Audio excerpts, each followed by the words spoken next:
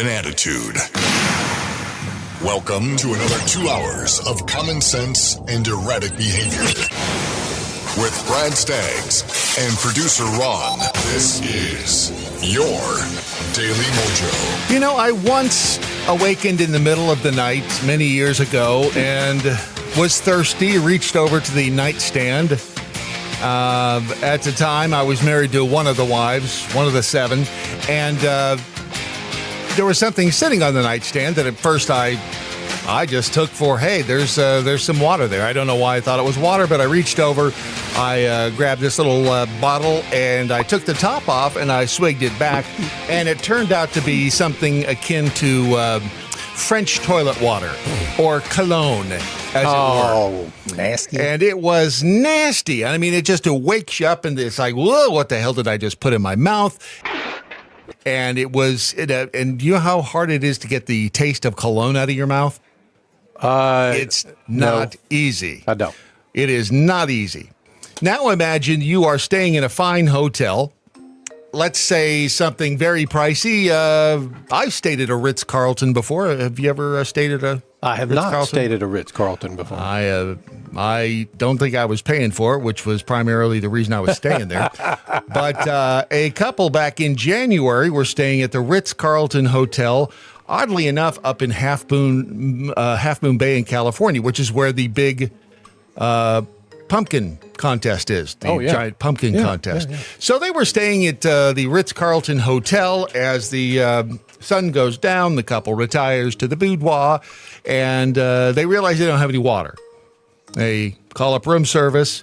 One of the hotel's employees brings by 5 or 6 little bottles of Ritz-Carlton water. And so they get the waters there, they drift off to sleep, and the woman wakes up in the middle of the night, much like I did that strange night many years ago. To get her a drink of water. Yes. To get her a drink of water, reaches over to the nightstand and grabs one of the bottles and takes the cap off, and she drinks a little back, and she's like, that does not taste right. And she thought at first it was probably, chemically treated. And she's like, no, I don't know. That doesn't taste like chemicals. And she realized the water tasted, and I don't know how she knew this, but she realized the water tasted like semen. And so the couple has sued the Ritz-Carlton Hotel in Half Moon Bay, accusing one of the hotel's employees of ejaculating into said Ritz-Carlton water and putting it in, giving it to them in their room. She says she drank it. She realized it had been defiled by a criminal deviant and that she had been sexually assaulted by drinking said water.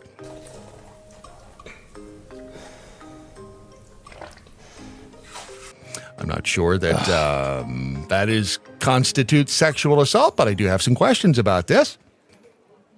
Number one, they're clear bottles at the Ritz-Carlton Hotel.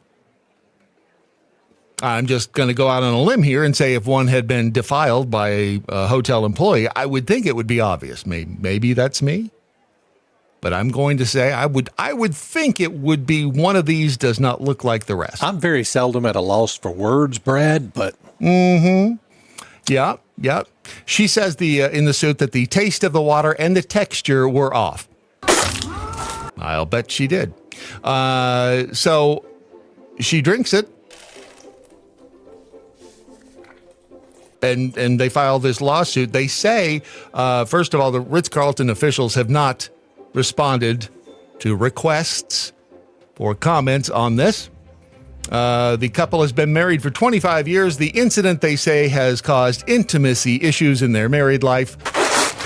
And they claim the hotel, instead of doing anything meaningful, simply offered them points when they told them about their concerns.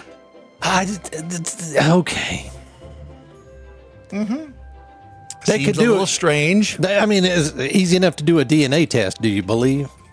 Well, here's the other part of that. They say that the hotel is not cooperating in turning the bottle over to them. I don't know why the hotel has said bottle. You would think if this was, a legit complaint, the couple would have held on to said bottle.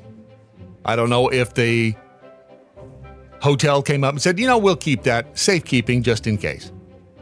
The couple said in the lawsuit the San Mateo County Sheriff's investigation stalled because of the lack of cooperation from the hotel when it came to turning over the bottle. While seeking an independent investigation from the local law enforcement into the DNA samples so they can be cross-checked against sex offender registries to possibly identify the suspect, the couple also wants the hotel's hiring practices to be scrutinized because a criminal deviant was able to sexually assault Jane Doe. Watch and listen at thedailymojo.com.